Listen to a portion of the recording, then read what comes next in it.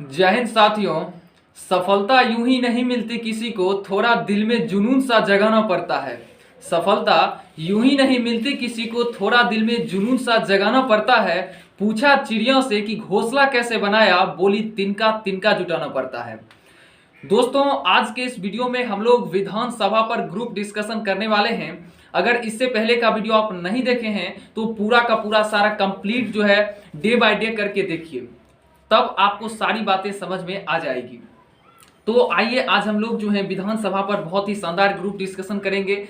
यदि आप इस वीडियो से कुछ भी लाभ लेना चाहते हैं तो इस वीडियो को एंड तक जरूर देखिए, तभी जाकर आपको पूरी की पूरी कहानी समझ में आएगी। तो चलिए बिना समय गवाए आज की कक्षा का हम लोग आगाज करते हैं। तो क्या आप लोग रेडी हैं? यस। चलिए सबसे पहला सवाल इधर से बताइएगा कि विधानसभा का कार्यकाल जो है वो कितने वर्षों का होता है? 5 वर्ष का। चलिए बिल्कुल सही जवाब है। विधानसभा का जो कार्यकाल होता है वो 5 वर्षों का होता है।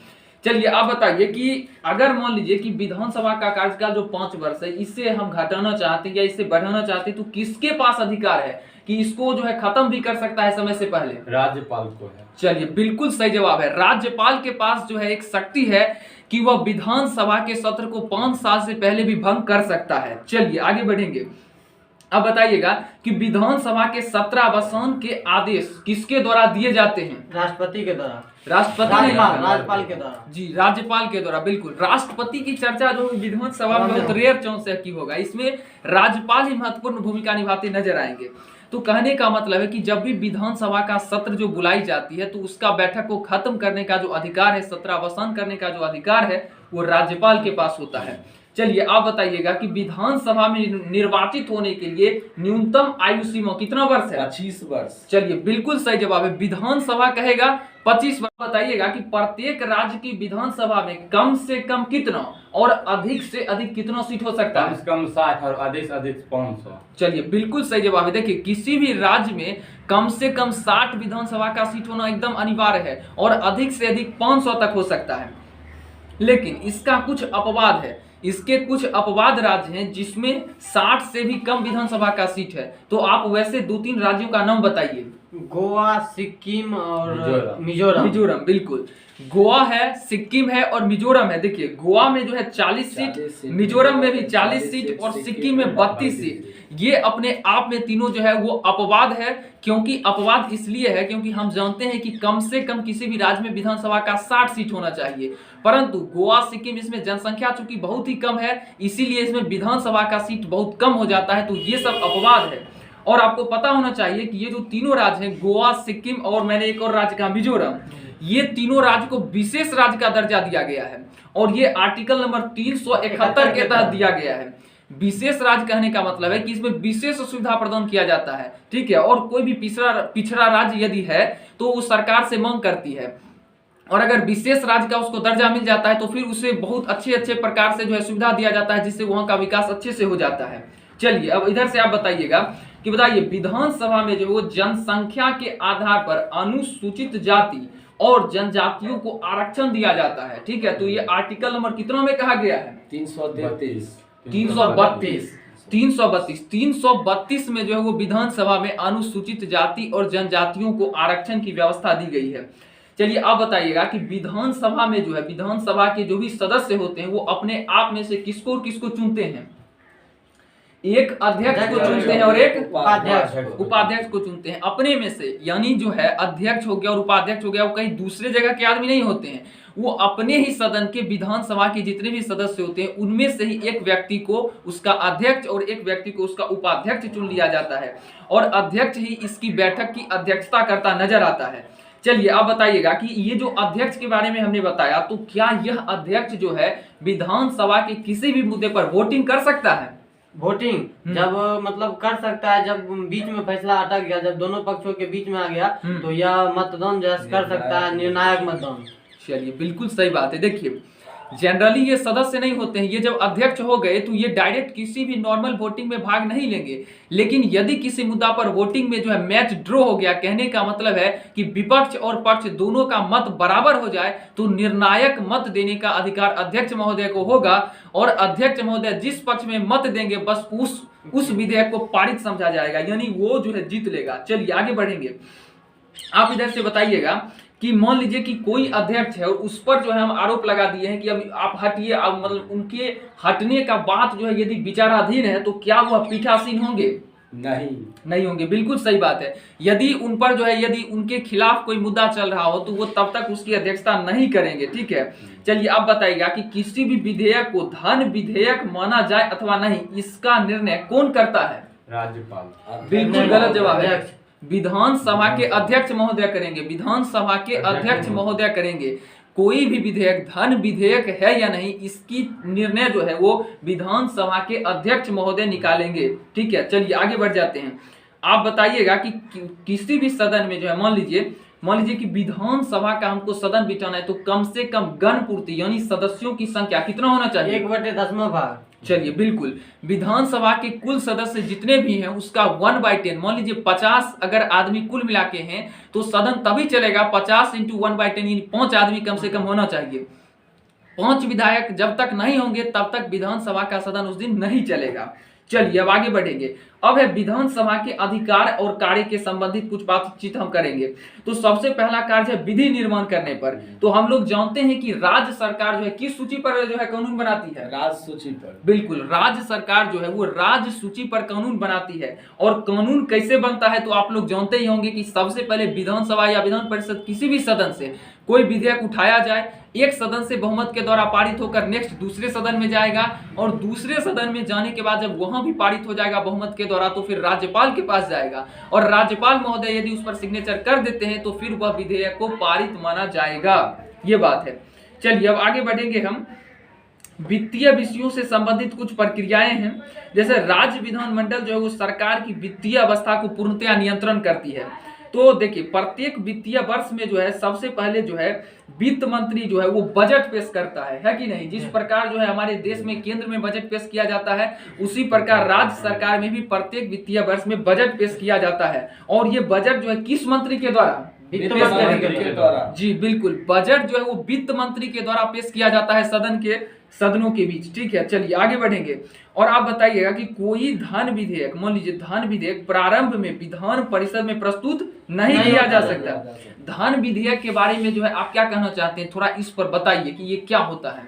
धन विधेयक हमेशा विधानसभा में ही पारित होगा, विधान परिषद में नहीं पारित होगा। ठीक है, अगर मान लीजिए कि विधानसभा से पारित होकर विधान परिषद में चला गया तो क्या विधान परिषद को उस पर परिवर्तन करना, संशोधन करने का क्षमता है?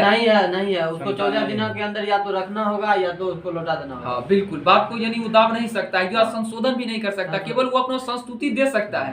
लेकिन उसमें कोई भी संशोधन या उसको नहीं पारित करने का कोई भी अधिकार उसके पास नहीं है। और कोई भी विधेयक जो कि विधानसभा से बहुमत के द्वारा पास हो जाता है तो विधान परिषद से 14 दिन के भीतर पास हो जाएगा और राज्यपाल महोदय के सिग्नेचर के बाद वो विधेयक बन जाता है।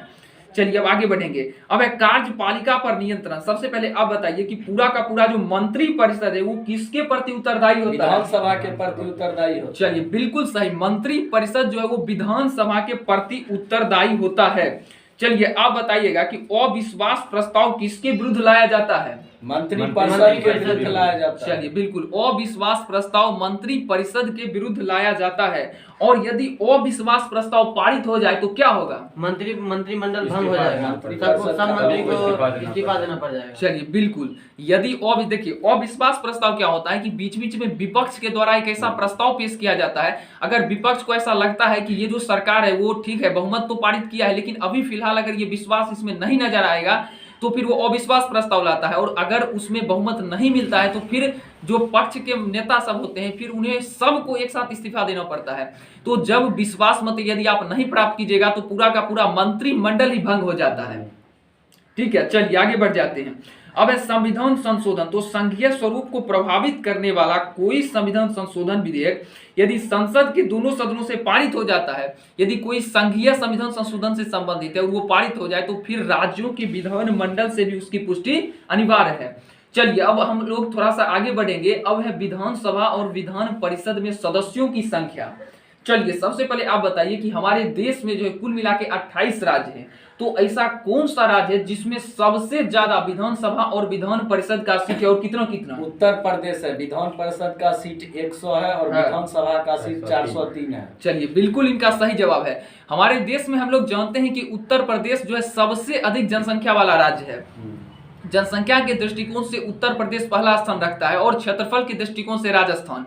तो हम लोग जानते हैं जब जनसंख्या के आधार पर ही सीटों का आवंटन किया जाता है तो वहां ऑब्वियसली बात सिंपल सा है कि विधानसभा और विधान परिषद, यहां तक कि दोस्तों लोकसभा का भी सबसे ज्यादा सीट वहीं पर है। तो आपको ये ध्यान रखना है कि उत्तर प्रदेश में 403 विधानसभा का सीट और विधान परिषद का 100 सीट है। और आप बताइएगा कि अपना बिहार का जो स्थान पूरे भारत में लोकसभा में, जो लोकसभा नहीं विधानसभा और विधान परिषद में सीटों के हिसाब से क्या स्थान रखता है? 244 स्थान है, लेकिन चौथा स्थान है। और विधान सभा में कितनों सीट है और विधान परिषद में बिहार का क्या सीट है? 243 है विधानसभा में और 75 है विधान परिषद में। चलिए बिल्कुल परफेक्ट उत्तर है इनका। बिहार जो है वो विधानसभा के सदस्यों के हिसाब से जो है चौथा स्थान रखता है। बिहार में विधानसभा की कुल मिलाकर के 243 सीट है और विधान परिषद की सीटों की संख्या 75 है। चलिए अब आगे बढ़ेंगे।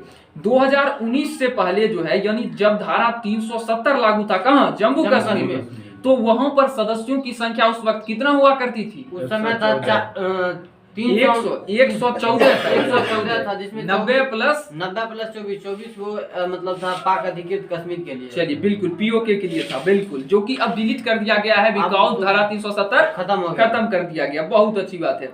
अब निर्वाचन संबंधी अधिकार, देखिए निर्वाचन संबंधी अधिकार जितना राष्ट्रपति के निर्वाचन में, सबसे पहले आप बताएं कि राष्ट्रपति के निर्वाचन में कौन कौन मनुष्य भाग ले सकते हैं? राज्यसभा के सदस्य, लोकसभा के सदस्य और विधानसभा के सदस्य। तो विधानसभा के सदस्य हुए और लोकसभा के सदस्य हुए, तो क्या इनका मत में जो है कुछ डिफरेंस है कि मत बराबर होता है? बराबर मत है। चलिए बिल्कुल, जितना महत्वपूर्ण भूमिका राष्ट्रपति को चुनने के लिए लोकसभा और राज्यसभा के सदस्यों की भूमिका है, उतना ही क्षमता विधानसभा और विधान परिषद के भी सदस्यों का हो जाता है।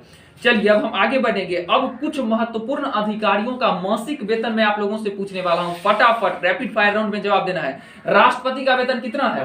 5 लाख। 5 लाख। उपराष्ट्रपति का वेतन कितना है? 4 लाख। लोकसभा के अध्यक्ष का वेतन कितना है? 4 लाख। 4 लाख। चलिए राज्यपाल का वेतन कितना है? 3.5 लाख। चलिए बिल्कुल सही है, राज्यपाल 3.5 लाख। सर्वोच्च न्यायालय के मुख्य न्यायाधीश चीफ जस्टिस ऑफ इंडिया का वेतन कितना है? 2,80,000। बिल्कुल सही, 2,80,000। सर्वोच्च न्यायालय के अन्य न्यायाधीश का कितना है? 2,50,000। 2,50,000। बिल्कुल सही। चलिए आप बताइएगा उधर से कि भारत के जो है उच्च न्यायालय यानी हाई कोर्ट के जो है चीफ जस्टिस का वेतन कितना है? 2,25,000। 2,50,000। और अन्य न्यायाधीश का कितना? 2,25,000। बिल्कुल। देखिए सुप्रीम कोर्ट का चीफ जस्टिस पूछेगा 2,80,000, सहायक पूछेगा 2.5 लाख, लेकिन यदि हाई कोर्ट का चीफ जस्टिस पूछ दिया तो 2.5 लाख और अन्य न्यायाधीश 2,25,000। चलिए अब बताइएगा नियंत्रक एवं महालेखा परीक्षक का वेतन कितना है? 2,50,000। चलिए बिल्कुल 2,50,000। भारत के मुख्य चुनाव आयुक्त का वेतन कितना है? 2,50,000। चलिए भारत के महान्यायवादी का वेतन कितना है? 2,50,000। चलिए बिल्कुल, भारत के महान्यायवादी अटॉर्नी जनरल ऑफ इंडिया का भी वेतन 2.5 लाख रुपया है। तो दोस्तों जितना भी ये जो वेतन संबंधी बातें हैं वो बहुत ज्यादा इंपॉर्टेंट है, किसी भी एग्जाम में डायरेक्ट ऑब्जेक्टिव में क्वेश्चन पूछ सकता है और ये अप टू डेट वर्जन है। इससे पहले जो है आज से 2-3 साल पहले जो है बहुत ये कम था, जैसे राष्ट्रपति का 1.5 लाख वेतन था, लेकिन ये सब अप टू डेट वर्जन है अब। तो ये बातें आपको बिल्कुल ध्यान रखनी है। आगे बढ़ेंगे। अब शपथ एवं त्याग पत्र, देखिए हमारे मंत्रिमंडल में बहुत सारे पद हैं, प्रधानमंत्री, राष्ट्रपति, तो कौन आदमी केकरा सामने शपथ ग्रहण करते हैं, कौन आदमी केकरा जो है देते हैं अपना त्याग पत्र, ये हम पूछने वाले हैं आप लोगों से, ठीक है। तो सबसे पहले आप बताइए कि राष्ट्रपति महोदय को शपथ कौन दिलवाता है? शपथ मुख्य न्यायाधीश दिलवाता है सुप्रीम कोर्ट के, और त्याग पत्र उपराष्ट्रपति को देता है। चलिए बिल्कुल सही जवाब है। राष्ट्रपति महोदय को जो है शपथ जो है वो चीफ जस्टिस ऑफ इंडिया यानी जो है भारत के सुप्रीम कोर्ट के मुख्य न्यायाधीश दिलवाएंगे, और यदि उनको अपना त्याग पत्र देना है तो राष्ट्रपति जी अपना त्याग पत्र उपराष्ट्रपति महोदय को देंगे। आप बताइएगा कि उपराष्ट्रपति जो है वो शपथ किसके सामने धारण करता है? राष्ट्रपति के सामने। और त्याग पत्र किसको देगा? बिल्कुल, उपराष्ट्रपति जो है वो शपथ भी राष्ट्रपति के सामने लेगा और अपना त्याग पत्र भी जो है राष्ट्रपति को ही देगा। चलिए आप बताइए राज्यपाल को शपथ कौन दिलवाता है? राष्ट्रपति। बिल्कुल गलत है, राज्यपाल को शपथ राष्ट्रपति नहीं दिलवाता है, मुख्य हाई कोर्ट के मुख्य न्यायाधीश। हाँ हाँ, और त्याग पत्र राष्ट्रपति को देता है। चलिए ये बात सही है। देखिए राज्यपाल में जो है थोड़ा सा डिफरेंस है, इसमें रटने वाली बात बिल्कुल भी नहीं है। समझना है कि राज्यपाल को जो यदि शपथ दिलाने की बात होगी तो वो हाई कोर्ट के चीफ जस्टिस हो जाएंगे, लेकिन अपना शपथ वो हाई कोर्ट के चीफ जस्टिस को बिल्कुल भी नहीं देगा, वो शपथ अपना राष्ट्रपति महोदय के पास देगा। चलिए आगे बढ़ेंगे जल्दी जल्दी। मुख्य न्यायाधीश को शपथ कौन दिलाता है? राष्ट्रपति। और त्याग पत्र किसको देगा? राष्ट्रपति। राष्ट्रपति को ही देगा। प्रधानमंत्री को जो है शपथ कौन दिलाएगा? राष्ट्रपति। अपना त्याग पत्र प्रधानमंत्री किसको देगा? राष्ट्रपति। बिल्कुल, प्रधानमंत्री को शपथ भी राष्ट्रपति दिलवाएगा, और वो अगर रिजाइनिंग लेटर देना चाहते हैं तो भी राष्ट्रपति को दे दीजिए। चलिए, क्या लोकसभा अध्यक्ष को शपथ लेता है? नहीं दिलाया जाता है। तो बिल्कुल में आते हैं। देखिए लोकसभा का एक बात यहाँ पर दे रखा है, मैं क्लियर थोड़ा सा कर देता हूं कि लोकसभा का जो अध्यक्ष है वो शपथ नहीं लेता है। तो आप कहिएगा क्यों नहीं लेता है? तो शपथ इसलिए नहीं लेता है क्योंकि लोकसभा के जो अध्यक्ष हैं वो लोकसभा के ही सदस्यों में से एक होते हैं। तो वो लोकसभा के नॉर्मल सदस्य के तौर पर ही वो जो है शपथ लिए हुए रहते हैं। वो स्पेशली अध्यक्ष के पद पर जाने के बाद कोई भी शपथ नहीं लेते हैं। और हम जानते हैं कि लोकसभा के जितने भी सदस्य होते हैं वो प्रोटेम स्पीकर के सामने अपना शपथ ग्रहण करते हैं। चलिए आप बताइएगा कि लोकसभा का अध्यक्ष यदि अपना त्यागपत्र देना चाहे तो वो किसके पास देगा? राष्ट्रपति के पास। बिल्कुल सही जवाब है, राष्ट्रपति को देगा। अब है मुख्यमंत्री। मुख्यमंत्री महोदय पर हम लोग डिस्कशन करेंगे। चलिए, मुख्यमंत्री की नियुक्ति कौन करता है? राज्यपाल। राज्यपाल करता है। बिल्कुल, मुख्यमंत्री कैसे व्यक्ति को चुना जाएगा? मुख्यमंत्री विधानसभा के बहुमत दल का नेता होगा उसको। बिल्कुल, विधानसभा के बहुमत दल के नेता को ही मुख्यमंत्री चुना जाता है। चलिए आप बताइएगा कि पूरे मतलब मंत्री परिषद का जो है, मंत्री परिषद के बैठकों की अध्यक्षता कौन करता है? मुख्यमंत्री। मुख्यमंत्री करता है, बिल्कुल है। और मुख्यमंत्री शासन के, राज्य के शासन के सबसे प्रमुख व्यक्ति मुख्यमंत्री महोदय होते हैं। चलिए, मंत्री परिषद के निर्णयों को जो है, मंत्री परिषद यदि कोई भी निर्णय लिया तो राज्यपाल के पास वो निर्णय को कौन पहुंचाएगा? मुख्यमंत्री। बिल्कुल, मुख्यमंत्री सीएम साहब पहुंचाएंगे। चलिए आगे बढ़ेंगे। अब आप बताइएगा कि किसी भी राज्य में जो है उस विधानसभा या विधान परिषद में जितने भी मंत्री होंगे तो मंत्री कितने होंगे? कैबिनेट मंत्री नहीं, कैबिनेट मंत्री केंद्र में होता है। तो मंत्री कितने चुने जाएंगे उसमें से? ये कैसे होगा? ये कौन संविधान संशोधन के तहत बताया गया था?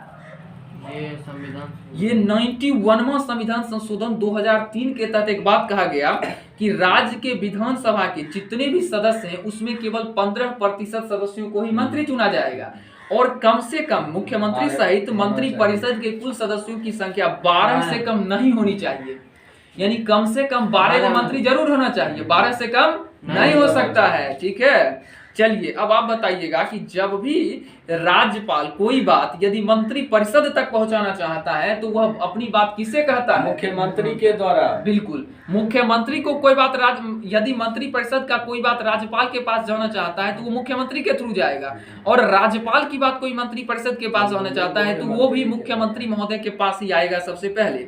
राज्यपाल का जितना भी अधिकार है, हम लोगों ने एन टेन फेन बहुत सारा अधिकार पढ़ लिया, तो बताइए राज्यपाल तो उतना होते नहीं है, केवल ऑन पेपर उनका नॉलेज है, लेकिन जो वास्तविक प्रधान होते हैं वो हमारे राज्य के कौन होते हैं? मुख्यमंत्री होते हैं। बिल्कुल, देखिए हमारे देश में जो है एक बहुत ही गजब की बात है कि पढ़ाई में लगता है कि पढ़ने के बाद कि राष्ट्रपति सबसे ताकतवर है, लेकिन एक्चुअली में वो पुतली है, कुछ भी वो नहीं है। प्रधानमंत्री सबके बाप होते हैं। और उसी प्रकार जो है हमारे राज्य में भी कि राज्यपाल को बहुत सारा अधिकार दे दिया गया है, लेकिन एक्चुअली में जो है ग्राउंड जीरो से रिपोर्टिंग करने के बाद ये पता चल जाता है कि राज्यपाल केवल विधेयक पर हस्ताक्षर ही करते नजर आते हैं। एक्चुअली में सबसे खतरनाक, सभी कानून को और सारे कार्यों को क्रियान्वयन करने का अधिकार जो है वो मुख्यमंत्री महोदय के पास ही होता है। चलिए लास्ट क्वेश्चन हमसे आज का जो है सेशन का लास्ट क्वेश्चन आप बताइए कि अनुच्छेद नंबर कितना में मुख्यमंत्री के कार्यों को परिभाषित किया गया है? 167 में। चलिए बिल्कुल सही, मुख्यमंत्री के कार्यों को आर्टिकल नंबर 167 167 में परिभाषित किया गया है।